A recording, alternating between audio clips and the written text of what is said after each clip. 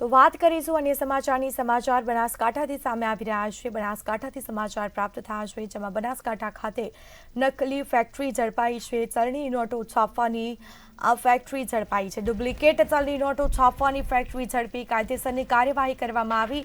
ખેતરમાં આવેલા મકાનના ભોંયરામાંથી આ ફેક્ટરી ઝડપાઈ છે।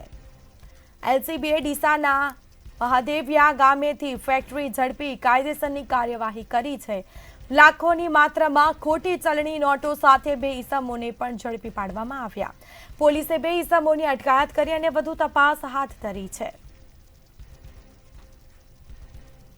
સમગ્ર મામલે તપાસ કરવામાં આવશે। કેટલા સમયથી આ ફેક્ટરી ધમધમતી હતી, અત્યાર સુધી આ કેટલી નોટો વટાવવામાં આવી છે તે અંગે પણ હાલ તપાસ કરવામાં આવશે।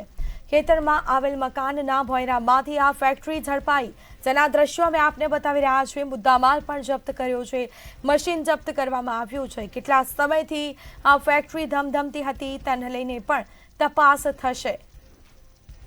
પોલીસે 2 ઈસમોની અટકાયત કરીને વધુ તપાસ હાથ ધરી છે। તપાસમાં મોટા ખુલાસા થાય તેવી પણ શક્યતાઓ। તો ડુપ્લિકેટ ચલણી નોટો છાપવાની આ ફેક્ટરી ઝડપાઈ, તેના દ્રશ્યો સામે આવ્યા છે। કેટલાક નોટો વટાવી છે તે અંગે પણ તપાસ થશે। એલસીબીએ ડીસાના મહાદેવિયા ગામેથી ફેક્ટરી ઝડપી પાડી છે।